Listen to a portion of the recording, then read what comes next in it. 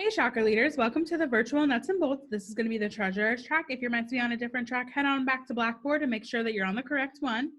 I really wish we could be doing this in person, but health and safety is super important, so we're going to be doing it virtually. So the things that we're going to be talking about today are going to be the RSO team, creating that budget, safekeeping accounts, fundraisers, Shocker Sync and SGA Funding, and then upcoming dates and quiz. So the first piece is going to be our RSO team. So Gabriel Fonseca is going to be the first person. He provides oversight to FSL, our student organizations, and advises the legislative and the executive branch of the Student Government Association. He is the Assistant Director of Student Involvement. If you want to give him an email at any time, his email is going to be gabriel.fonseca@wichita.edu.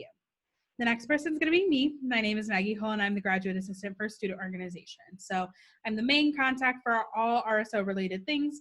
So if you ever need help with Shocker Sync, or you have any questions or need help planning an event, I'm the person you go to. So my email is going to be student.orgs@wichita.edu. So the next thing that you're going to be seeing around on campus is this app called Suitable. So you can head on over into your app store to download it. So while you do that, I'm going to give you some background about Suitable. So this is a way for you to keep track of all of the additional trainings or anything that you go to on campus. It's also a way for us to do check-in virtually, or it is a way for us to do it in person, so nobody has to touch anybody's Shocker ID or anything like that. So once you download it, you're going to log in with your WSU ID at wichita.edu. So whatever that letter is, the three numbers, letter three numbers at wichita.edu, and then your password is going to be the same password you use for your My WSU or your Blackboard, and then you're going to also have to go through Duo. So this program is also going to be used across everywhere on campus. So whether that is going to be career services, student involvement, Office of Diversity and Inclusion. So once you download it, you will be able to see all of the upcoming events. So it will have how many points you will receive. So the more points you get, the higher up the level you'll be. But this is also just a way to do that check-in. So once you have downloaded the app, you can scroll through, see any of the upcoming events or anything like that. But if you ever just need to check in, you're going to click this little button right here. And then it will pull up a camera. Obviously, you can see what's behind me. But then you just focus it on whatever that is, and then it will say it's checking you in. Unfortunately, since I'm doing these obviously early before this event starts, it is saying scan again after the event starts. So when you all do this, it will actually pull up for you, and you'll automatically be checked in and receive those points. This is also a way for us to send you a survey afterwards. So if we ever want to do this virtually again, we know how to make it better and everything like that. So you are also welcome to pause this video at any time during this, go back, rewatch it, anything like that, so you can make sure that you get the correct information so you feel ready to take on this year. So we will move on to creating a budget. So creating a budget is super important so you can know where your money is going, how much money you're bringing in, and how much money you're spending. So sometimes when you've never created a budget before, but now you're the treasurer of an organization, that can just be a little difficult. So I'm here to help you with some general tips and tricks when it comes to creating that budget. So the first thing is deciding what your organization priorities are for the year. So what goals? Where is the bulk of your money going? Prioritizing your events to the ones that you find most important to ones that you could probably do without. And also figuring out, like, are we going on any trips this year? Do we need to find like t-shirts or anything like that? So review what sources of income you have. So whether that's membership dues, so whether you take $5 from each member or part of your organization that you can start with, any donation that you have, whether that is somebody that's from that was a part of your organization previously donated some money, or any fundraising that you need to do. So whether that is you're doing a bake sale or you're doing a Chipotle fundraiser, any of those types of things are an option when it comes to your sources of income. Also, this figuring out where your sources of income, you can see where you're lacking your sources of income and whether you need to come to SGA for some funding or whether you need to figure out different revenue sources.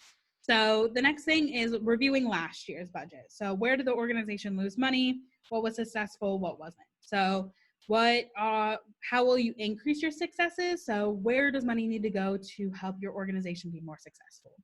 And then how much risk does your organization have within their budget? So is there a lot of spaces where you're like, ooh, I don't really think we should be spending money there, or we might lose money by doing this event? Any of those types of things are really great questions to ask yourself. Do your homework. So making sure that you obtain quotes on possible costs, shop around. Never just agree to the first quote that you're given. So kind of seeing where you can get those discounts, where you can find the cheapest option for you all. Don't always overestimate, get the real numbers. Don't just be like, well, it might be $100. Go ahead, try to write out that step by step of line item by line item of items that you're going to need. So that way you can make sure that you are getting those real numbers as much as possible. Ensure the safety of funds. So always provide monthly updates to your members and have more than one member or officer approving expenditures. So obviously you're going to approve expenditures, you're the treasurer, but making sure that your advisor is approving those expenditures as well, as long as you're president, just so you can have multiple eyes on it, making sure that you're spending money where you should be spending as an organization. So making sure that these are financially smart decisions. Making sure that you keep accurate records. So this is super important because you don't want to all of a sudden either run out of money or all of a sudden at the end of the year you have way too much money, and that's just, you're like, oh, well, where was this money previously that we could have spent on events? So making sure that you're budgeting your costs and actual costs and any unanticipated expenses. So making sure you're kind of having a contingency fund so that way you can go ahead and pay for those things if they ever pop up. So some major components are going to be those, your income of your dues, fundraisers, or donations.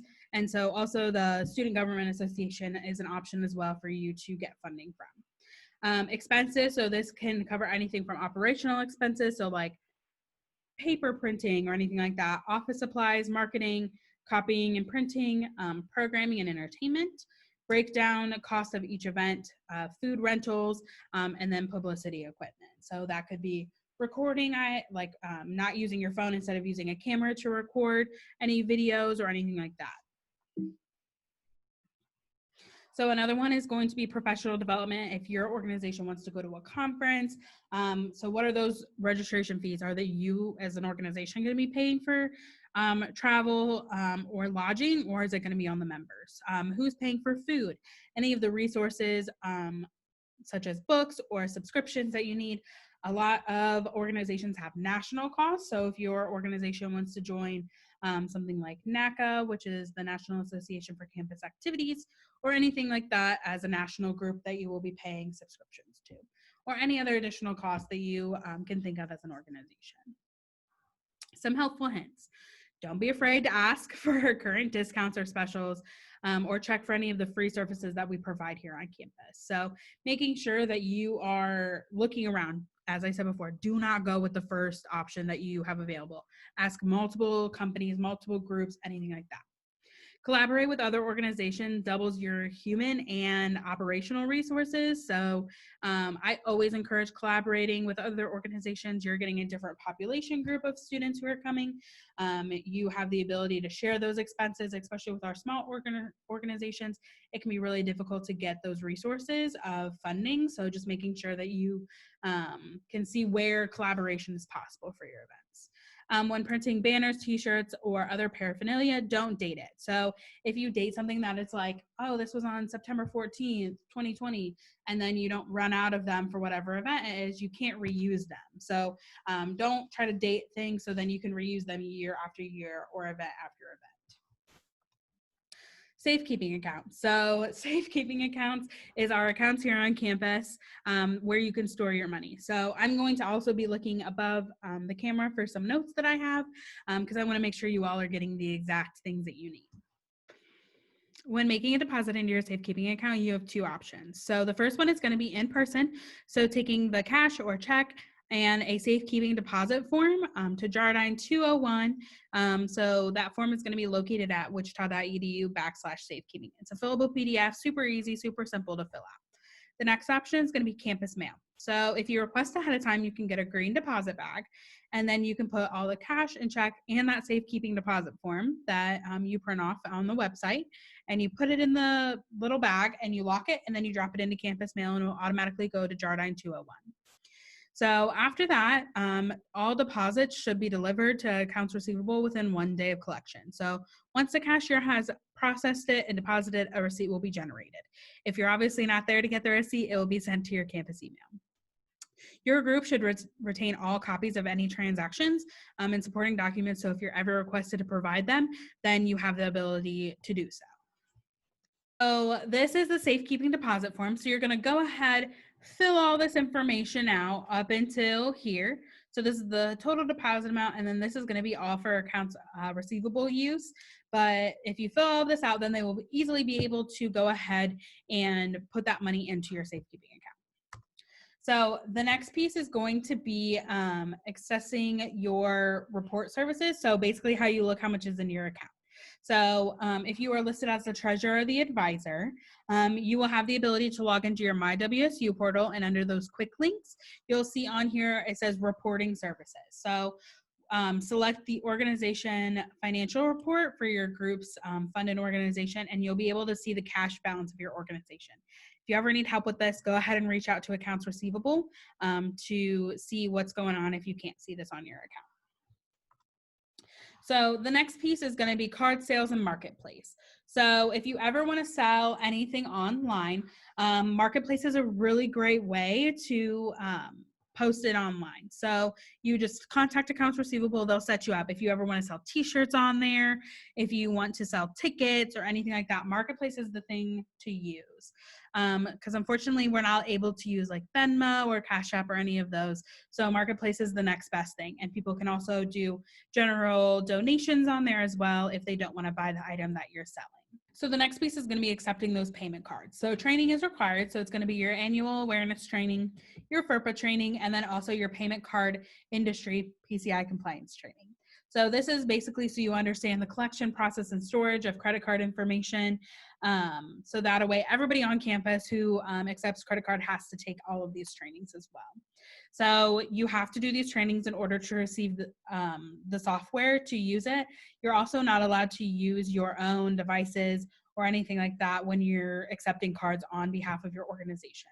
So you have to use university approved hardware or software when doing that. So you're going to get an iPad, you're going to get a little card reader. It's super easy, super simple, and you just have to request it from accounts receivable as well. The next item is going to be sales tax. So unfortunately, student organizations are not exempt from sales tax unless you're a part of a nonprofit larger organization that can provide you a tax exempt number. Otherwise, student organizations are not tax exempt. So you need to make sure that you're doing your resale exemption certificate if you are going to go ahead and do resale of anything. So let's say that you purchase a bunch of shirts and then you want to go ahead and sell those shirts. You have to ensure that you're paying sales tax only on the final part of the transaction. If you want to find this Kansas Department of Revenue resale exemption certificate, you just need to look on the wichita.edu/safekeeping. They will have that form there as well. So purchases for the group and not for resale are subject to sales tax. So basically, if you're ordering food from Chartwells or going bowling, if your invoice that you received does not have sales tax, you need to ask for a new one that has it. As a part of the check request process, accounts receivable will verify that the sales tax is correctly applied. Contributions to safekeeping groups are not subject to sales tax. So any contributions are not tax deductible. So if somebody gives money and they're like, hey, here's $200 for your organization, it is not tax deductible for the giver, unfortunately. So when they do their taxes at the end of the year, they can't write it off as they gave money to a nonprofit group. So make sure that you visit accepting contributions when it comes to their website to see any more information on this. So when it comes to getting money, withdrawing money from your safekeeping account, you have two options. So if the money is already in your safekeeping account, you can get a prepaid Visa. So this is safe, convenient. You just have to request it 3 days prior in order to get it. So they'll load the money on there, then you can just use it like a regular old credit card, but you have to get advisor approval for both of these options as well. So the receipts are still required, so you have to bring back the prepaid Visa after you're done using it and bring back those receipts so we can make sure that things are being purchased correctly. The next option is going to be your check. So you have to fill out a request form and the advisor must sign that as well. So you can either do a check 24 hours after the event. So whether that is you had somebody come to your event and they were an entertainer, and then you can request that check after. Or you can do a cash advance, but you have to bring the quote with you in order to get that check. So let's say that your check, they decide that it only is going to cost you $150 instead of $200. That extra $50, you have to make sure that you put it back into your safekeeping account, because you have to bring that receipt back as well when you do your cash advance option as well. This is going to be your safekeeping check request form. So you're going to go ahead, fill it out. If they are a vendor or somebody who is not a part of WSU, you can leave the My WSU ID part blank. You're going to fill out the address, the banner fund number, and the organization it's going to be charged to, the amount of the expense, the safekeeping group name, which is going to be your organization name. And then you're also going to sign it, and then your on-campus advisor has to sign it as well. So making sure that those are done, and then making sure this form is submitted within 24 hours of the event, or if the event falls on the weekend, the next business day, to ensure that all supporting documentation, such as receipts and invoices, is there as well. So just making sure you're getting all your paperwork in when you're supposed to. If you have any questions at all, feel free to reach out to Account Receivable, and they will be able to help you through these steps. The next piece is going to be receiving payments from your safekeeping account. So this can happen when you pay for something out of your own pocket and the organization needs to reimburse you. So you will fill out that check form just like how we saw earlier, and then you will go ahead and wait for it to be processed. So if you are a student who is getting that refund and you're not current on your account, then your payment will directly go to making sure that your account is current. If it is current, then you will get a direct deposit or a check if your direct deposit is not set up within 7 to 10 days. So if you have any questions at all, go ahead and reach out to Accounts Receivable. So this is going to be their email, their phone number, and their location on campus. So it's going to be Jardine Hall, room 201. They are more than welcome to answer any of your questions at all. They are super, super helpful, and we'll be there for you. So the next thing we're going to talk about is fundraisers, just some quick additional things to think about when you're planning these. So no Venmo, no Cash App, no PayPal. Unfortunately, it breaks PCI requirements that we have, so those are not allowed. So unfortunately, you can't just Venmo money back and forth or anything like that. GoFundMe is allowed, but you are responsible for keeping all the data on the individuals who pay money into your GoFundMe. Also, they take a percentage of the funds raised, so I would really encourage you to use that marketplace because they don't take money out from as much stuff that you raise. So no credit card fees, nothing like that. You get all the money that is automatically purchased through that marketplace. All fundraisers need to be registered on ChakraSync. As I said, if money is being exchanged, it needs to be on ChakraSync. And then please avoid cash if possible, just because we're trying to cut down on making sure things are being touched. So if you have the ability to take check or to do those credit card options as well, you can do that. So ChakraSync and SGA funding. So I will show you all ChakraSync. So we're going to look at the test account that we have on here. So this is ChakraSync right when you log in, and you're going to see your memberships of your organizations down here. But you can also type up here. So we will find the test one right here. And then we will, this is what it looks like. So right when it pulls up, it's just basic information about your organization. And then you're going to go ahead and click Manage Organization. And it's going to pop up a new tab for you. Then this is what I like to call the hamburger. So you're going to click the hamburger, and then you're going to go down to finances. So if you ever want to request money from the Student Government Association, this is the way that you're going to do it. So you're going to create a new request, and you're going to follow the steps. So it will tell you how much, it's going to ask you how much money you're asking for, what it's going to be used for, which category, all of those types of things. And then it will go through the student government process. So once it is through here, it will keep you updated on where we are at when it comes to the steps through the process. So we will go back here really quick. So student government, the requests are open right now. So they can be used for events, operational costs, travel, and individual conference funding. So It will go to the SGA treasurer first.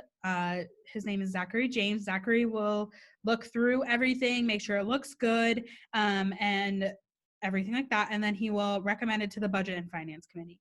I am actually the chair of Budget and Finance for the Student Government Association. So I will have my committee look through everything. We'll invite you to come in to talk about your request, make sure everything looks good, and then we can edit how much we are going to give you, or we can give you the full amount or nothing at all. Once that happens, then we'll recommend it to the Senate floor, so that a way they can vote on it to make sure that they agree as well that we should be spending that money. So it is a reimbursement process. So you will have to buy the items up front, buy whatever it is up front, and then we will reimburse you with receipts. You need to be making sure that you are requesting early. We also can never guarantee that there is funding, and also to be able to get through the student government process as quickly as we can. But unfortunately, it does take some time since there's so many steps. So just making sure you're requesting early, so that a way we have time to look at your request in full. So fully recognized organizations have up to $2,000 available to them. They can request it 2 times out of the year. So you can request $1,000 one time, $1,000 another.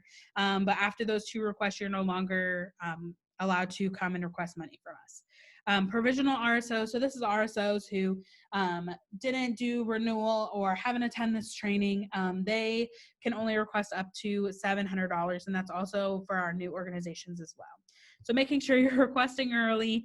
And then if you have any questions at all, feel free to reach out to Zachary James, SGA treasurer at wichita.edu, and he can answer all of your questions. So any upcoming dates and the quiz. So any upcoming dates. So the involvement fair is going to be from September 14th and 15th from 11 to 1 each day. It is going to be in the RSC courtyard. So talk to your president, see if they've signed up on Shocker Sync. If not, go ahead and scan this and sign up.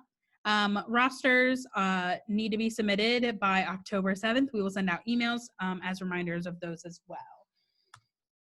At the end of this, you need to take a short little quiz. It is 6 questions total. One of the questions is, what organizations are you representing when you're taking this training? So just making sure that you complete that questionnaire by September 13th at 11:59 p.m. in order to get credit to being here today. If you have any questions at all, please feel free to reach out. My email is student.orgs@wichita.edu. I am happy and willing to help you with anything you could possibly need. So please make sure you are staying healthy, staying safe, and go Shocks.